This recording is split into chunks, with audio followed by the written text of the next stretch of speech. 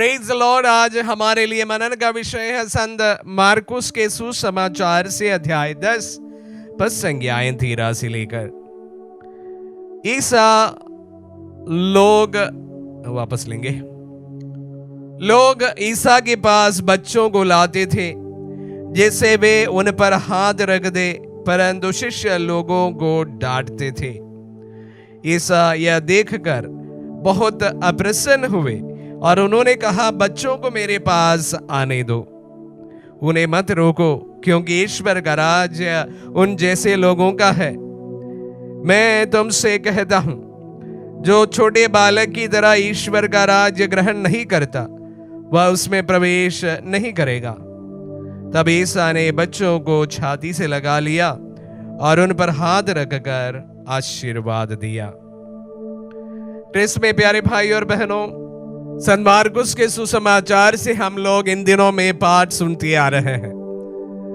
जब से पेंतिकोस्त त्योहार समाप्त हुआ है, कलीसिया हमें मनन के लिए संत मार्कुस का सुसमाचार से पाठ दे रहे हैं।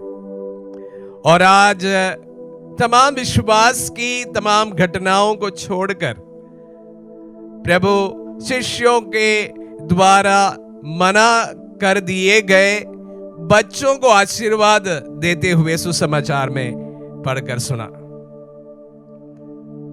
जब शिष्यों ने लोगों को रोका कि प्रभु के पास बच्चों को ना लाया जाए, तो प्रभु तो उन्हें डांटते हैं और शिष्यों को ये समझाते हैं कि स्वर्ग राज्य तो इन जैसे बच्चों के लिए है। कहने का तात्पर्य है कि यहूदी सोच के अनुसार हम मुक्ति को पाया जा सकता था कुछ अच्छे कार्य करने से, उपवास करने से, परहेज रखने से और इस प्रकार साबत का मनाने से, अनेक कार्य करने से हम लोग मुक्ति को पा सकते थे।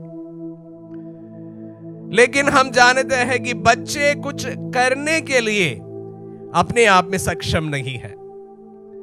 वे कोई भी कार्य हासिल नहीं कर सकते हैं। जैसे वयस्क व्यक्ति इन तमाम चीजों को करने से हासिल कुछ कर सकता है, उसी प्रकार बच्चों से हम उम्मीद नहीं कर सकते। विशेष रूप से अगर मुक्ति की बात की जाए, हम देख सकते हैं कि बच्चे कोई ऐसा कार्य करके मुक्ति को हासिल नहीं कर सकते।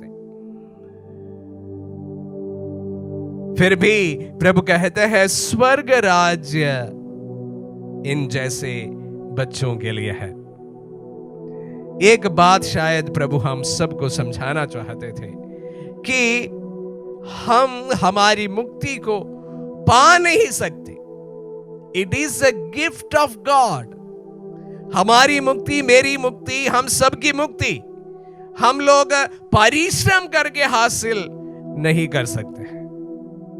जरूर हम प्रभु के बताए हुए राह पर चल जरूर कर सकते हैं, लेकिन this is absolutely a gift of God. ये ईश्वर के द्वारा दिया गया एक महान वरदान है।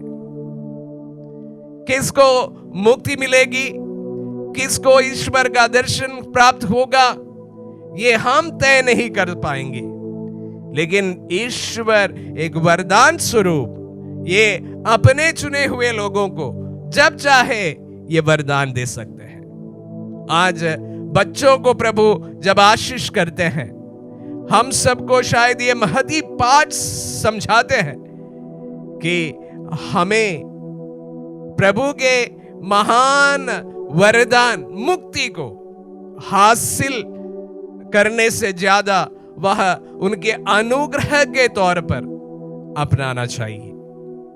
प्यारे भाई और बहनों, एक और बात, महत्वपूर्ण बात मैं आज के वचनों के परिप्रेक्ष्य में आप सबों के साथ साझा करना चाहूंगा।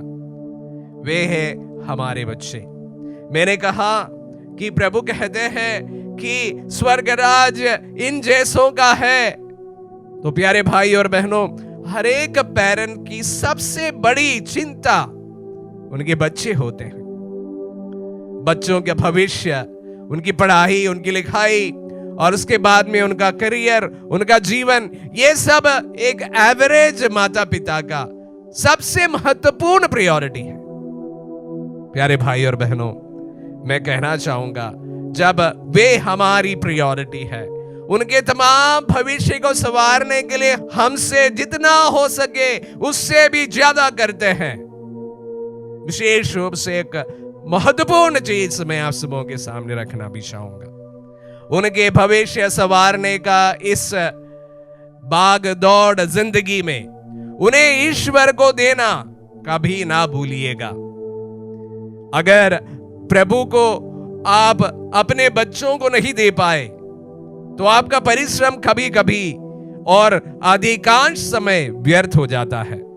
उनके भविष्य संवारने के लिए आपके तमाम सपने टूट सकते हैं, बिखर सकते हैं, लेकिन जब आप अपने बच्चों को विश्वास देते हैं, जब आप अपने बच्चों को ईश्वर देते हैं, ये सारी चीजें, सारी चिंताएं अपने आप ठीक हो जाते हैं। प्रभु के वचनों को सुनते समय, विशेष रूप से बच्चों को आशीर्वाद दिए हुए प्रभु के इन वचनों को जब हम सुनते हैं, तो प्यारे भाई और बहनों, मैं आप सबों को और विशेष रूप से तमाम माता पिताओं को यह सचेत करना चाहूंगा, आपके बच्चों को भविष्य करने के लिए आप मेहनत करते हैं, कड़ी मेहनत करते हैं, अच्छी बात है, करना चाहिए, करते रहिएगा, लेकिन इस भाग दौड़ में आप उन्हें विश्वास देना ना भूलिएगा, प्रभु को देना ना भूलिएगा।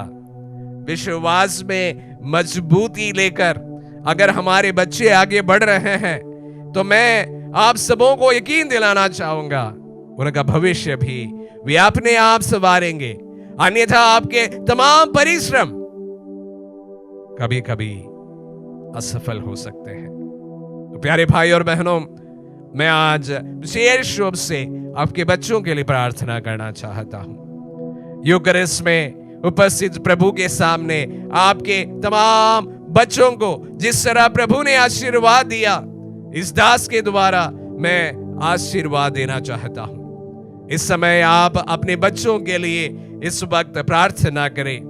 प्रभु वचनों के द्वारा आपने हमें समझाया कि आप बच्चों के प्रति कितने भावुक होते हैं और उन्हें गले लगाते हैं, उन्हें आशीर्वाद देते हैं।